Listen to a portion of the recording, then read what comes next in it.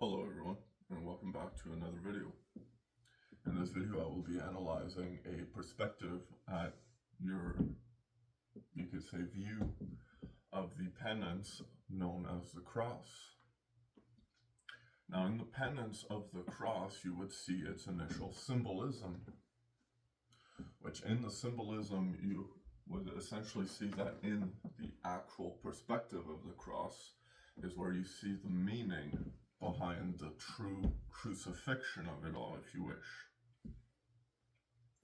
In the penance of the cross, you would essentially come to realize that if from the perspective of if I do not hold the guilt and fear upon myself, it is the world that then experiences it. And if the world experiences it, it is because I do not hold it upon myself. In that particular same sense, you could then essentially say that if you project your fear and guilt onto me, it is because you yourself are trying to rid yourself of that particular burning within your chest, and we'll get to that burning in a second.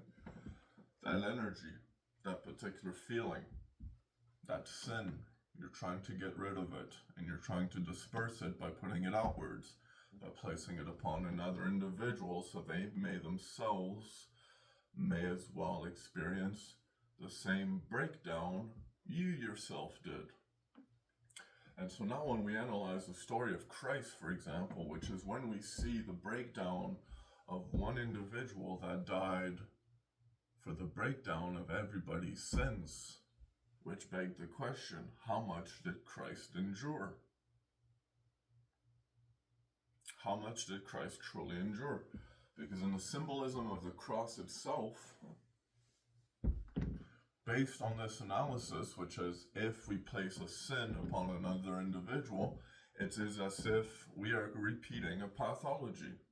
We are placing our sin upon another individual, which in itself could result in that individual possibly dying if they're not able to hold that particular level of, you could say,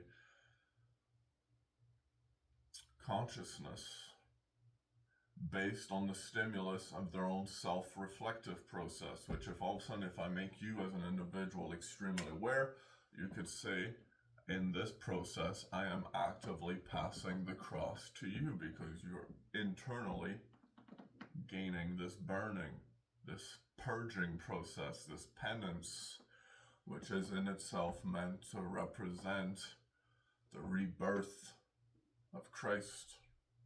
And the idea of passing the sin from one individual to another, you would essentially see the pathology of the sin, which results back to the pathology of the cross itself.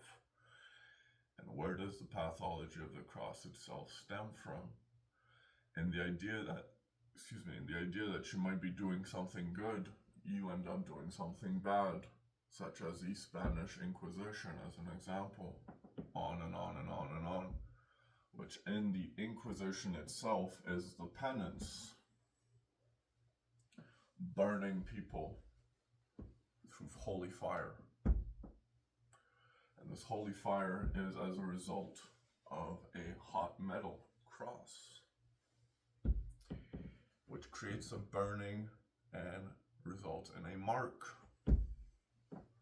And this mark essentially is where we see the rise of the popularization of such things as tattoos. You could say from the emotional standpoint of things, most people could argue that in the moment they had a breakdown in their life, they then saw, oh, I'm just going to brand myself with a tattoo just out of a random of emotion. I just feel like getting one because I need to feel pain.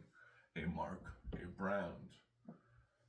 And now, in the understanding that from the passing of the cross itself is meant to be the passing of what is known as the burns of the cross.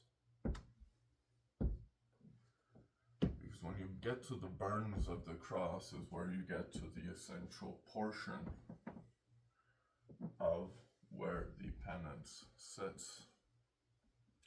If I all of a sudden was to create an understanding behind your own self-reflective process and the entire world would then experience your self-reflective process, you could consider that a crucifixion, because you would actively be feeling the world's judgment and sins placed upon you throughout the entire day, known as an LSD trip, which creates a Messiah complex, because LSD is also known as a Messiah molecule. It gives a Messianic experience.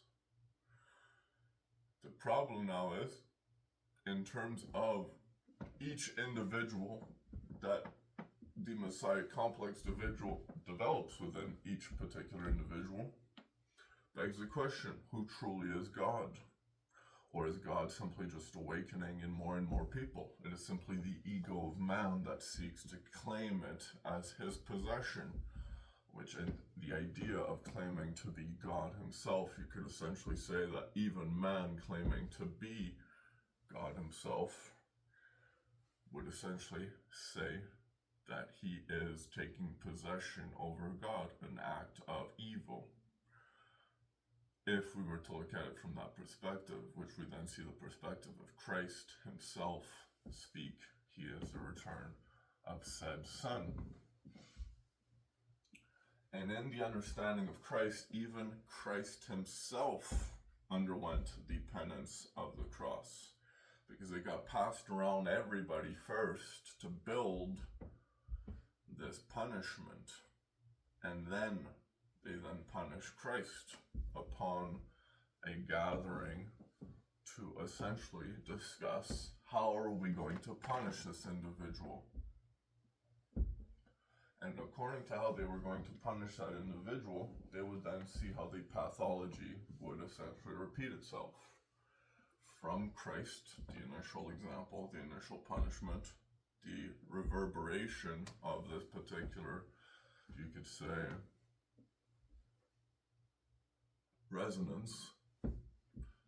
From this particular reverberation of this resonance, you see now that there is a shift, where the more we have pushed one's sin upon another, the more we push one's sin upon another, the more we take one's innocence away from another, and we then see that people are essentially living as a result of someone else's complex seeking to take control over that particular experience, which begs the question, to which point is the holiness of actually using the Messiah complex to the good that it is meant to do?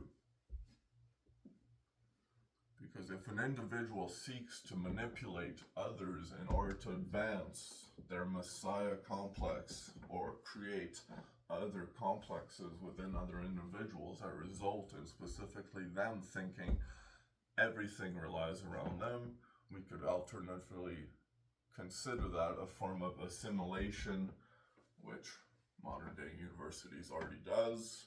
So why point that towards one individual? Well, let's place the cross, shall we? In terms of the burning feeling, that's what is known as anxiety. And the moment you feel judged, you feel anxiety. Based on your mental stimulus, you feel burning, you feel the burns, you feel the anxiety. Now, at what degree are you willing to go to get rid of that anxiety? Because the moment you pass it to somebody else, you yourself no longer hold it, which means you yourself are no longer holding the cross at that particular point. And so, if you are looking at the cross, you are not carrying it. Because if you are actively placing the cross on someone else based on the fact you don't want to hold on to that feeling, that sin, that fear, that guilt, and based upon this you place it upon somebody else in order to essentially make yourself feel lighter, you would then see the transmutation in this actually results in your soul getting heavier all of a sudden. And it's all about the perspective at which you choose to see your forgiveness from, which is the purpose of the penance of the cross. how long are you willing to stand under the cross? Which essentially is the ultimate measure of your character as a person.